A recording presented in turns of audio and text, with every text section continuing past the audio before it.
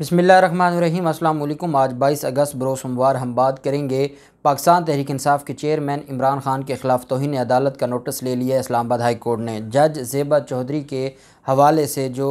Action लेने के हवाले से बात की गई थी इमरान खान की तरफ से, उस पर यह नोटिस लिया गया है। ये बेसिकली शहबाज गिल केस था और शहबाज गिल का जो फ़िज़िकल रिमांड का मामला था और ज़ेबा चौधरी साहिबा के जो फ़ैसले को चैलेंज किया गया था शहबाज गिल की तरफ से, अदालत ने शहबाज गिल की उस दरख्वास्त को मुस्तरद कर दिया। दरख्वास्त को मुस्तरद करने के अलावा दो अहकामात जारी किए। पहला हुक्म ये जारी किया गया supreme court of Pakistan Islamabad high court की तरफ से कि जी जो वफाकी हुकूमत है वो एक रिटायर्ड जज हाई कोर्ट के एक रिटायर्ड जज पर मुश्तमिल एक इंक्वायरी कमीशन बनाए जो इन सारी चीज़ों को देखे, तशद्दुद के जो इल्ज़ामात हैं उनकी तहकीक करे। अब बदकिस्मती ये है कि जिस हुकूमत पर इल्ज़ाम है कि वो तशद्दुद करवा रही है, वही हुकूमत अगर किसी जज को जुडिशल इंक्वायरी का हेड बनाएगी तो फिर इंसाफ तो मिल गया। जैसे पहले आईजी इस्लामाबाद को कहा गया कि आप इंक्वायरी करें, और आईजी इस्लामाबाद वो है जिसके ख़िलाफ़ शहबाज गिल ने ख़ुद दरख्वास्त दी हुई है कि ये मुझ पर तशद्दुद करवाने में मुलव्वस है। तो फिर इस तरह जो चीज़ें हैं मेरे ख़्याल में ये आइन और कानून के मुताबिक तो ना हुई। और बिल्कुल इसी तरह कि जब आप हुकूमत को कहें कि वो कोई रिटायर्ड जज अपना उसको वो लेके आएँ और रिटायर्ड जज इंक्वायरी करे, तो वो तो अपनी चॉइस का रिटायर्ड जज ले आएंगे और वो अपनी मर्ज़ी की चीज़ें लिखवा लेंगे। फिर इस तरह तो इंक्वायरी का फ़ायदा ना हुआ। फिर इसमें एक अहम चीज़ ये है कि इंक्वायरी का तशद्दुद के हवाले से इंक्वायरी का जब कहा गया तो इसका मतलब ये है कि तशद्दुद तो हुआ।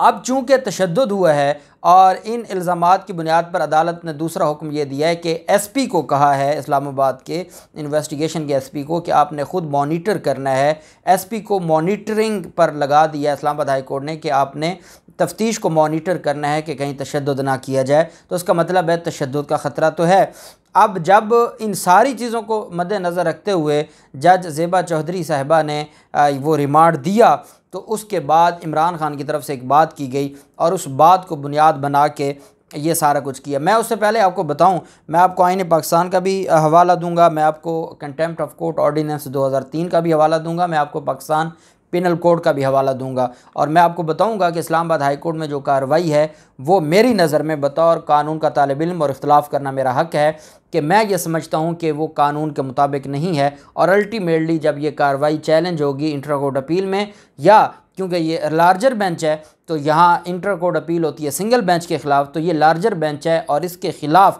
इस कार्रवाई को कल ही पाकिस्तान तहरीक इंसाफ को चैलेंज करना चाहिए सुप्रीम कोर्ट ऑफ पाकिस्तान में। और सुप्रीम कोर्ट की उमर बंदयाल साहब का 5 रुकनी बेंच का फ़ैसला है आज खुद नोटिस के हवाले से, वो भी मैं आपको बताऊँगा।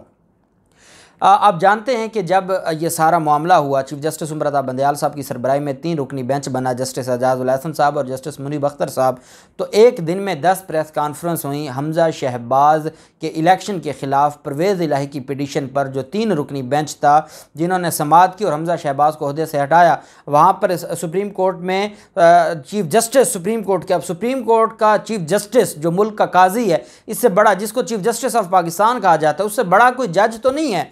जब उसके बारे में और वज़ीर आज़म हाउस में बैठकर 3-3 घंटे प्रेस कॉन्फ्रेंस की गई और जजेस के बारे में कहा गया ये मैनेज बेंच है, और ये कहा गया कि ये जो बेंच है इससे कोई उम्मीद नहीं है, और इतना कुछ कहा गया। 10 प्रेस कॉन्फ्रेंसेस हुई एक दिन में, और फिर जो वकील ने आके बदतमीज़ी की इनके बिहाफ पर इरफान कादिर साहब ने, वो सारी चीज़ें, उस पर किसी अदालत ने एक्शन ना लिया और किसी जज ने उसके ऊपर तौहीन अदालत की कार्रवाई ना की मरीम नवाज़ के ख़िलाफ़ और किसी के ख़िलाफ़ भी। जब राना सनाउल्लाह कहता है कि हम जजेस की जिन अदालतों ने और जजेस ने हमारे ख़िलाफ़ फ़ैसला दिया हम उनका घेराव करेंगे, उसके ख़िलाफ़ आज तक कोई तौहीन अदालत की कार्रवाई नहीं हुई। और जब एक चीज़ सामने आई कि पाकिस्तान तहरीक इंसाफ के चेयरमैन को ये टेक्निकली नॉकआउट करना चाहते हैं, इलेक्शन कमीशन ने अलग तौहीन अदालत शुरू कर दी है, तौहीन इलेक्शन कमीशन, तोशाखाना रेफरेंस अलग से आ गया है, बाकी इमरान खान के ख़िलाफ़ जो प्रोहिबिटेड फंडिंग केस है वो अलग से आ गया। और ये सारी चीज़ें आते हुए अगर आप किसी के गिर्द घेरा तंग कर देंगे तो फिर आवाम की अदालत बचती है और इसके अलावा मामलात फिर कहीं और चले जाते हैं। अब हुआ ये कि जो ज़ेबा चौधरी साहिबा के हवाले से इमरान खान ने यह कहा कि मैं एक्शन लूँगा। एक्शन लेने से मुराद ये होता है, और वो उन्होंने आगे बात अपनी क्लियर भी की, एक्शन लेने से मुराद ये है हम आपके ख़िलाफ़ केस करेंगे। एक्शन लेंगे या केस करेंगे, ये दो लफ्ज़ ऐसे हैं जिसमें कंटेम्प्ट नहीं है, जिसमें कोई तौहीन अमेज़ बात नहीं है। मैंने आपको बताया था कि जितना मेरा नॉलेज है कानून का, और हम इन्हीं अदालतों से, इन्हीं ऑनरेबल जजेस से सीखते हैं, उसके मुताबिक ये कहना कि एक जज ने अगर कोई गलत फ़ैसला दिया है तो उसके ख़िलाफ़ केस करना या एक्शन लेना, ये तो फ्री का हक़ है। लेकिन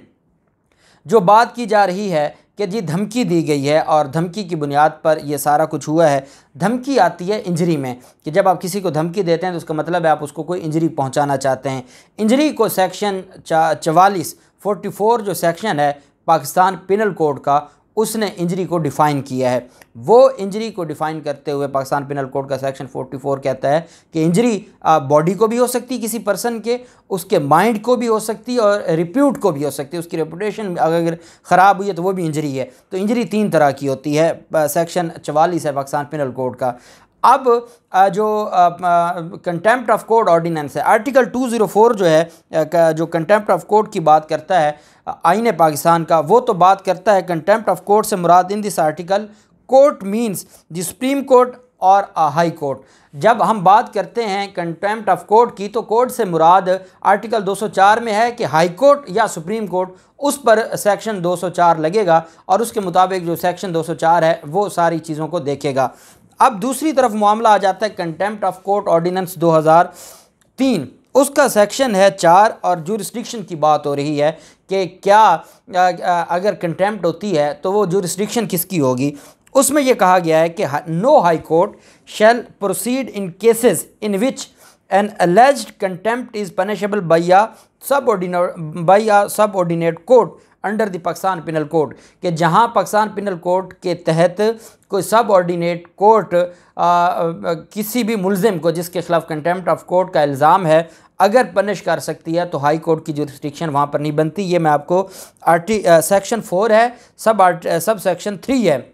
section 4 sub section 3 contempt of court ordinance 2003 मैं आपको पढ़ के सुना रहा हूँ। और जो हम जब हम पाकिस्तान पिनल कोड की बात करते हैं तो उसमें आगे पब्लिक सर्वेंट्स के हवाले से बात की गई है कि पब्लिक सर्वेंट्स की कब इंजरी पहुंचेगी। मैंने आपको कहा है कि जहां वर्ड धमकी का आ गया और धमकी की बुनियाद पर लिया गया तो वो इंजरी होगा, वो कंटेम्प्ट नहीं होगा। जहां इंजरी आ गई, threat of injury to public servant, जो कंटेम्प्ट ऑफ कोर्ट ऑर्डिनेंस 2003 कह रहा है कि वहाँ मामला आ जाएगा, जो जुरिस्डिक्शन है वो आ जाएगी सब ऑर्डिनेट कोर्ट की,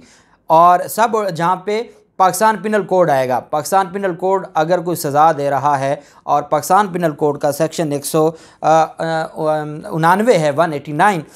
threat of injury to public servant, किसी पब्लिक सर्वेंट की डेफिनेशन है पाकिस्तान पिनल कोड में जिसमें जज भी पब्लिक सर्वेंट है। अगर कोई पब्लिक सर्वेंट को इंजरी पहुंचाने की बात करता है तो वो भी किस में फॉल करेगा, वो भी फॉल करेगा पाकिस्तान पिनल कोड में। अब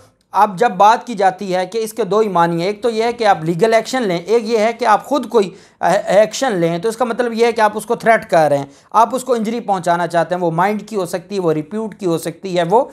बॉडी की हो सकती है,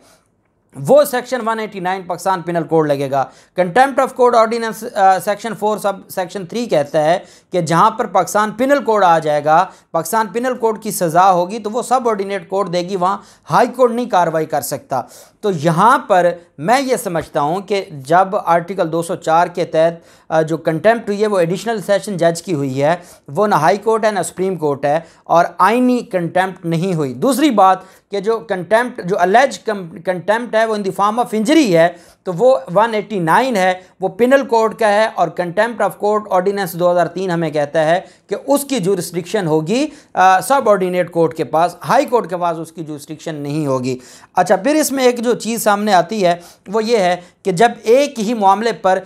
दो क्रिमिनल जो कार्रवाइयाँ हैं वो इकट्ठी नहीं चल सकती। कहते हैं कि 2 दफ़ा किसी को प्रोसिक्यूट नहीं किया जा सकता। ये आईन पाकिस्तान की मुझे किताब दें, आईन पाकिस्तान, ये फंडामेंटल राइट है कि किसी एक वकूए पर 2 दफ़ा प्रोसिक्यूट नहीं किया जा सकता। ये बड़ी अहम बात है कि जब आपने दहशतगर्दी का मुकदमा दर्ज कर दिया और आपने दहशतगर्दी का मुकदमा दर्ज किया on the basis of said statement, तो फिर आप साथ कंटेम्प्ट ऑफ कोर्ट कैसे शुरू कर सकते हैं, क्योंकि वो भी एक ट्रायल है, वो भी एक क्रिमिनल कार्रवाई है। Protection against double punishment and self incrimination, इसमें आर्टिकल 13 है, सब आर्टिकल ए है, shall be prosecuted, no person shall be prosecuted, prosecuted से मुराद है मुकदमा चलाना, no person shall be prosecuted और punish for the same offence more than once. तो आप एक तरफ दहशतगर्दी का मुकदमा कर दें, दूसरी तरफ आप कंटेम्प्ट ऑफ कोर्ट शुरू कर दें, तो फिर बताएं कौन सा, वो भी criminal trial, contempt of court भी क्रिमिनल ट्रायल, और जो दहशतगर्दी का मुकदमा है वो भी क्रिमिनल ट्रायल। तो फिर ये दो चीज़ें कैसे इकट्ठी चलेंगी, ये भी एक बहुत बड़ा सवालिया निशान है, जिसकी बुनियाद पर मैं ये समझता हूँ कि ये जो कार्रवाई है इसको सुप्रीम कोर्ट ऑफ पाकिस्तान नहीं वो करेगी। और फिर इसमें अहम चीज़ ये है कि जो सुप्रीम कोर्ट ऑफ पाकिस्तान में जब काजी फ़ाज़ ईसा साहब ने एक सुओ मोटो लिया था सहाफ़ियों की दरख्वास्त पर और सहाफ़ियों के हकूक़ के हवाले से, क्योंकि इमरान खान की हुकूमत थी तब वो नोटिस ले लिया था, और उस नोटिस की बुनियाद पर 5 रुकनी बेंच बना था, सुओ मोटो केस नंबर 4/2021, और ये जस्टिस उमर अता बंदयाल साहब, जस्टिस एजाजुल हसन साहब, जस्टिस मुनीब अख्तर साहब, जस्टिस काजी मोहम्मद अमीन साहब और जस्टिस मोहम्मद अली मज़हर साहब, ये 5 रुकनी बेंच था जिसने 26/8/2021 को फैसला दिया, जिसमें कहा गया कि it is declared that the invocation assumption of the suo motu jurisdiction, कि कौन अज खुद नोटिस, कोई दरख्वास्त है वो अलग मामला है, अज खुद कार्रवाई कब हो सकती है, और जिसमें हाई कोर्ट्स के पास अज खुद कार्रवाई का कोई उनके पास अख्तियार नहीं है, और ना ही सुप्रीम कोर्ट के जज के पास आज को नोटिस की है जुरिस्डिक्शन, वो सिर्फ सुप्रीम कोर्ट के चीफ जस्टिस की है। It is declared that the invocation of the suo motu jurisdiction of the court under article 184(3) of the constitution is based on and shall be guided by the following principle. The chief justice of Pakistan is the sole authority by and through whom the said jurisdiction can be and is to be invoked assumed, कि ये, और इसमें ये 3 सफ़ात पर है, और ये फ़ैसला आया जिसकी बुनियाद पर काजी फ़ाज़ ईसा साहब ने जो सुओ मोटो लिया था उसको डिस्पोज ऑफ कर दिया गया था, जिसमें कहा गया कि सुओ मोटो सिर्फ अज को नोटिस ले सकती है ऑनरेबल जो चीफ जस्टिस हैं सुप्रीम कोर्ट के। तो ये वो सारी लीगल चीज़ें हैं जो मैं ये समझता हूँ कि जिनकी बुनियाद पर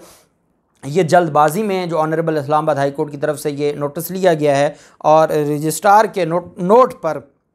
ये नोटिस लिया गया है, और इसकी बुनियाद पर क्या कार्रवाई होगी, बाकी घबराने की ज़रूरत नहीं है। ये सारी चीज़ें हैं आइन और कानून के मुताबिक इंशाल्लाह हैंडल हो जाती हैं। अल्लाह पाक पाकिस्तान का हामी नासिर हो। बहुत शुक्रिया। अल्लाह हाफ़िज़। पाकिस्तान जिंदाबाद।